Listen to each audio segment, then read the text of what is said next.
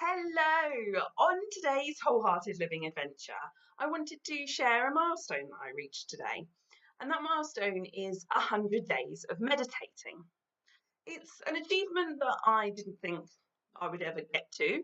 Um, Anyone who knows me or has known me for a long time will know that I have historically never been a patient person. So spending any time with my own thoughts is really not something they would have imagined me doing.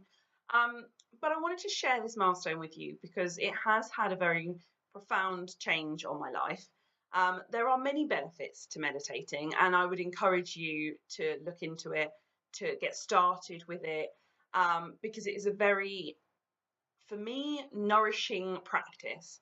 And like I say, there are many benefits which you can look up yourself. You'll find plenty of articles on the internet about why you should meditate. But for me, what meditation has done is given me clarity. It's helped me with my patience, and it's also helped me to dive into my sense of self. So I'm going to share a little bit about what the 100 days has looked like for me. Every day has been different. I haven't stuck to doing the same meditation every day. I haven't stuck to doing the same length. I haven't stuck to anything to make it consistent apart from making sure that I fit a practice in every day. So what I have used to help me with this is an app called Insight Timer. I'll pop a link in the description. But this has enabled me to track it. This is also how I know I've done 100 days. But it's also opened my eyes to different ways to meditate. So previously, I just kind of thought you just sort of sit there and sit with your thoughts. But the different meditations that are available on Insight Timer are very varied. You can sit there in silence if you want for however long you want. And I've done some of those. I've done some with just listening to music. But the ones that I do the most often are guided meditations. So I've done guided meditations around various different topics. I'd say the ones that stand out for me is I found a really good one around fear. So I have a lot of fears and anxieties that I have sort of learnt to deal with. There are still some that I haven't dealt with, as I discussed yesterday. But I have worked with this meditation to tackle specific issues that I've been having. And the one that I'm talking about, fear, is an interesting one because basically, I mean, you'd have to do it to understand it, but you essentially imagine your fear as a room, and then you then become the light that breaks the room apart. And it has a very profound effect on breaking that fear apart. Another one that I've worked on that I've really enjoyed is energy work. So stuff to do with, I've done a couple of different energy ones actually, things to do with your chakras. I have dealt with ones where which are bringing in light, energizing light, or refreshing you with your light. I don't always sit when I'm meditating. Sometimes I lie down. Sometimes I do much shorter ones, which are focused on listening to a poem. Sometimes I've done ones that are around mantras. I haven't done a lot of those. They don't seem to work so well for me. So yeah, there's lots of different ways that I have meditated over this time. And and as I say, the best benefit that it's brought for me is clarity and a sense of peace and a sense of self. So, by sense of self, it's allowed me the space to separate from my thoughts. And this is something I've brought up in a couple of other videos, and I'm sure that I will continue to bring up because it is a very important part of understanding more about yourself. Is that separation from your thoughts.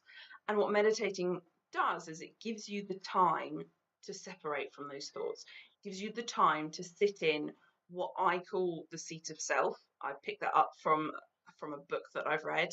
But sit in that seat of self and listen, just let the thoughts drift by.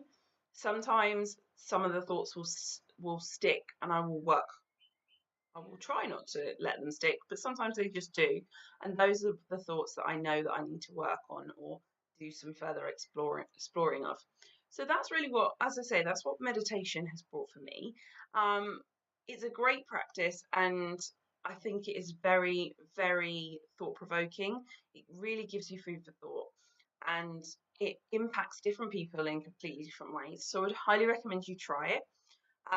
Definitely try sticking with it for a period of time, not necessarily having to do it every day, but sticking with it on a regular basis just starts to give the effects. To begin with, it is very difficult. There's some nice groups on the app that I use, and I've seen that a lot of people say, "Oh, this is really hard."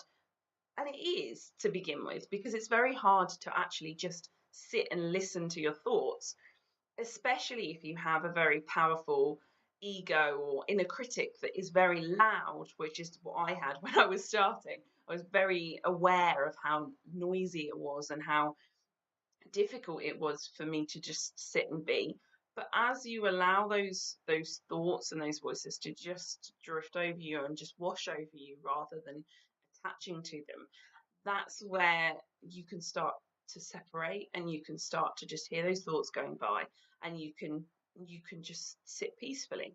So that's the kind of word of warning, if you like, that I would give you if you do start meditating and you do experience that.